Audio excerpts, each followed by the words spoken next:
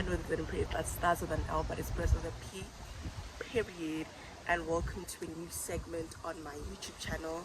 Here we're talking all things university, finances, navigating uni. It's a small part series. Maybe it's about 3 to 2 videos, deciding on how I feel, but it's not advice in terms of how to tackle uni, but it's all about finances and having to choose the best institution for yourself.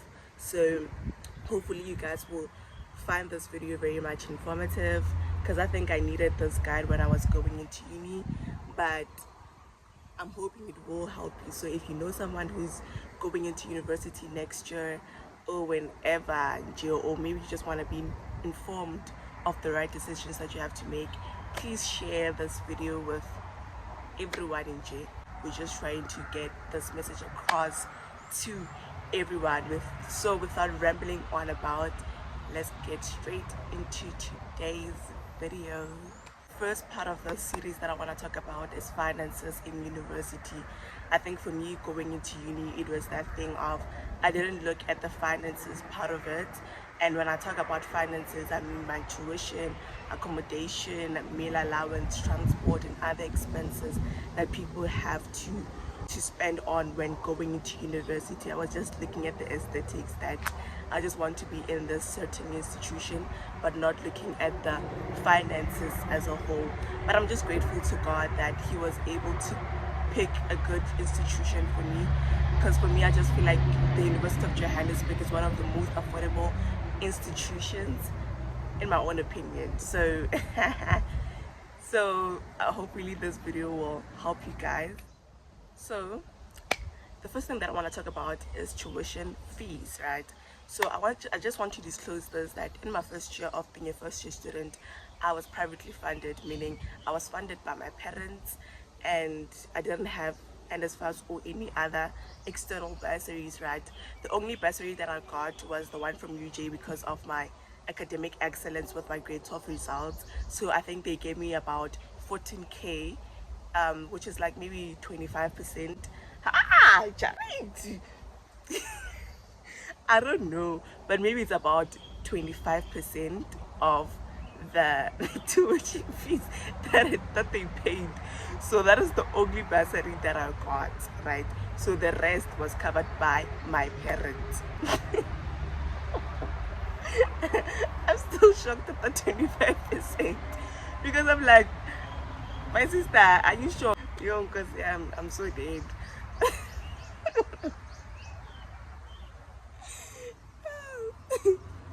Okay, I think it was around about 25% of my university fees. I want you guys to know this. Tuition fees may vary with each and every institution. That's why I want to give you guys this homework, that you're gonna go back home and then research on the different institutions with the course that you want to do. How much am I going to be spending? Because you might find that I'm spending 30,000 in a course that I'm doing at University of Johannesburg, but someone at the University of Free State is spending 20k, someone at UCT is spending 50k on the same course. So go look at the different institution rates that different institutions offer, right? And also, second of all, I advise people that if you're privately funded and you know that your parents don't have any money saved for your education, you're just going to university because you just want to pursue this thing, but there's no actual tangible money. That one is a tough one, but I advise people to shy away a lot from the top universities, like your vides, your UCT, your UP, because I feel like they're very expensive. I was even shocked at the amount of money that I'm spending at UJ for tuition fees, because I thought I was going to spend 100k on tuition only, but that was not the case, right?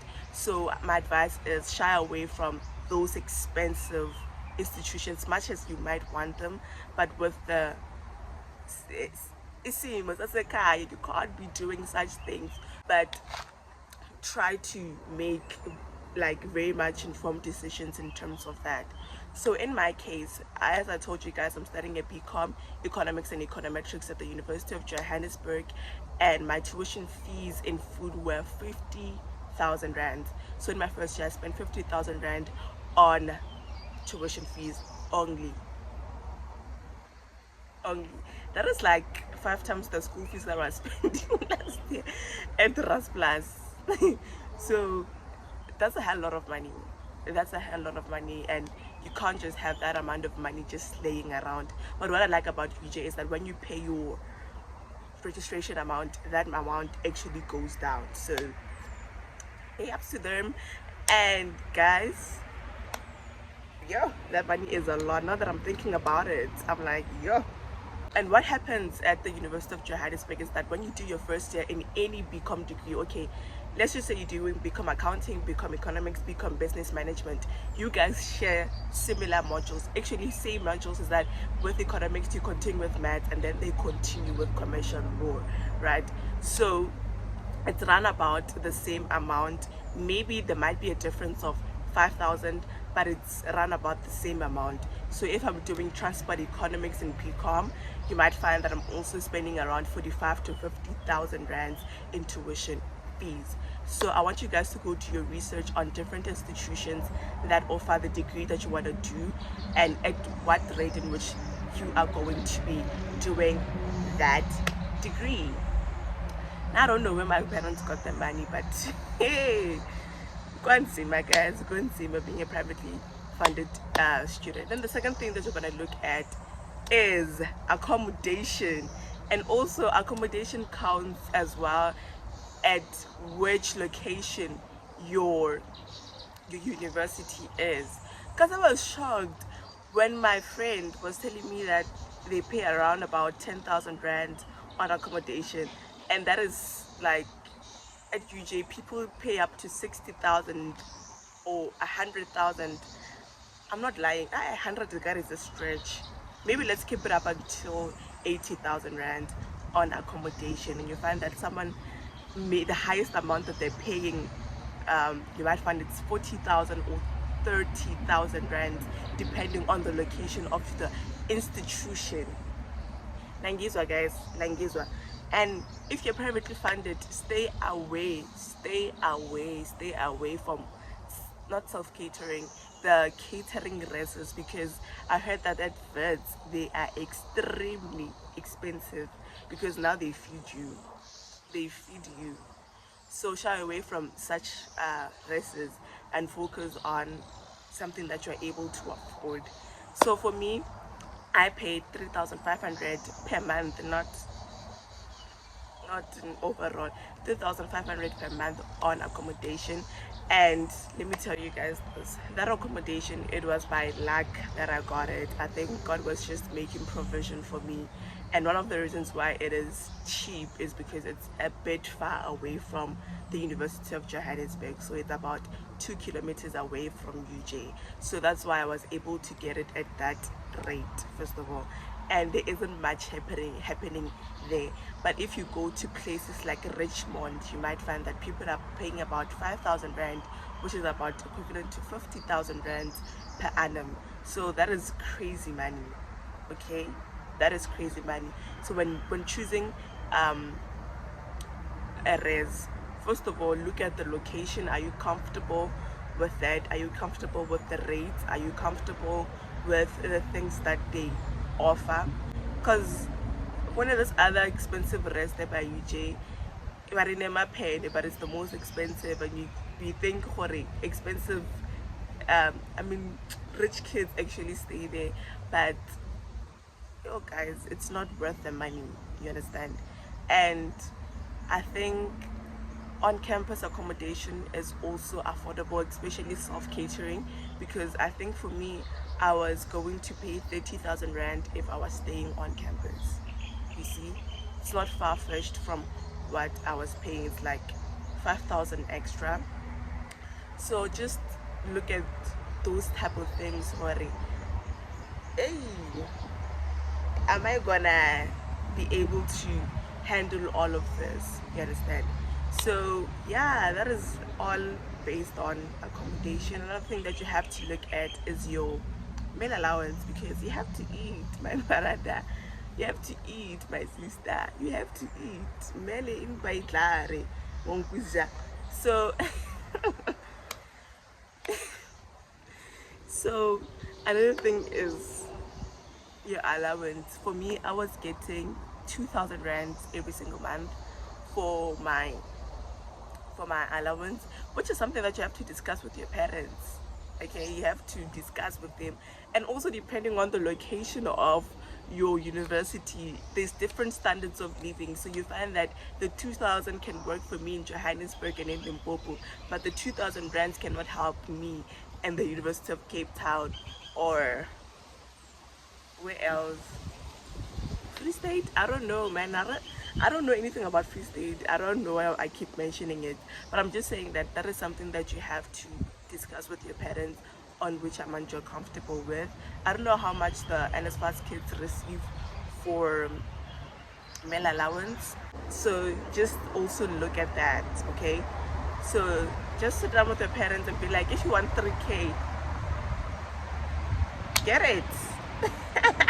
If they're able to afford it, if they can afford 10K, let them give you the 10K.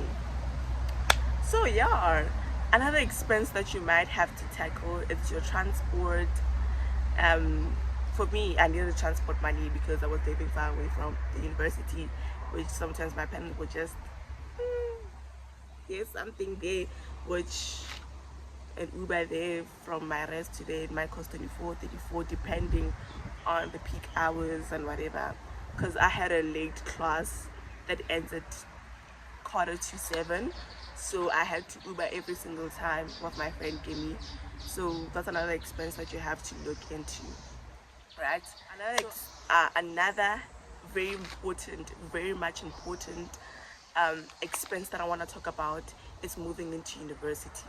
I think this one is very much important. If your parents don't have money saved for you to go into uni, please tell them to budget on this money for the next following months. If your mom has to save that bonus, if your dad has to save that bonus that they're gonna spend in December, tell them not to spend it, because you're gonna need it next year. Understand? Wangezwa. Yeah. So it's moving into university. You're moving in. Because for me, guys, comfortability is very much important. I don't like doing things from scratch. I don't like struggling. So if you're just like me, you're just like, guys, I don't like the struggle, please follow me, listen to me. So the first expense that you're gonna encounter is your registration fees. Depending on different institutions, you might have to look at those things. At University of Johannesburg, I think I paid 5,500 on registration. Yeah, but if I was living on campus, it was going to be a bit higher. So registration fee is 5,500. And another expense that you have to look into is your moving stuff. Some people get them from Ekaya, but for me, I bought them, like I bought everything. You guys saw with that other vlog that I posted when I was moving into uni, that I literally bought everything from my bedding to the utensils that I was using, like everything in J, which costed me around about 3,000 rand. So already, if you're not, we're speaking 8,500. You haven't moved in, you haven't started school. We're not talking about all the first expenses that I listed, but we're only talking about the money that you're gonna spend while moving in. So I spent 3,500, 8,500 in total up until now, the accommodation and the things that I bought. And then the third thing is your allowance for the first month, which for me, I think it was a bit higher. Even though my parents gave me 2,000 rands, I think it got finished while I was still there, and then my parents gave me more money. So budget at maybe 3,000.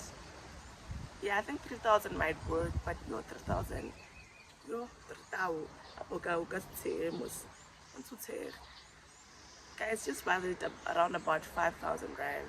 So we're sitting at 8,500. So now we're sitting at 10,500. Not 10. 8, I get 5, get 5, get 10. Yeah, 13,500. Yeah. Because I'm not confident in maths here. I don't know how I passed maths this semester. But yeah, 30,500. So just tell your parents to just budget around about 20,000 for you to move in comfortably into university. Yeah. And also there's a deposit for res. There's a deposit that you have to pay. For me, I paid 1,000 rand. I know a friend of mine paid about two months rent. She was also privately funded. 2 months rent, which was around about 3,500 plus 3,500, which is a lot of money, guys. And actually, you have to remember that some of you guys are going to go into university without knowing if NSFAS has accepted you, or if any bursary has accepted you. And some bursaries respond later in the year when you have paid everything, and you have to really budget for that money. So even if you have funding, make sure that you have the 20,000 in your pocket, or at least try 10,000 or 5, depending. As I said, Mina, I had to buy certain things. So if you don't have to buy those things, it means that your amount is going to be relatively lower. But if you want to be comfortable, budget 20,000. Yeah, no, guys. So in total, maybe you might spend 150,000 in your first year. 150,000. Lena, hey, you see, there's no time to slack. There's no time to slack. There's no time to slack, guys. So even if you don't have funding, work very much hard to be able to get funding. So your first year, you might spend around 150,000 to 200,000 rand, depending on the institution and the location of your institution.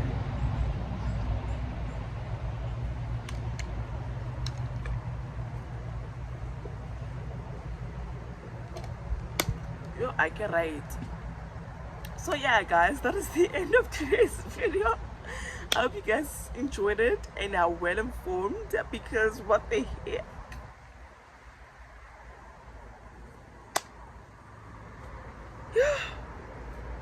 Bye.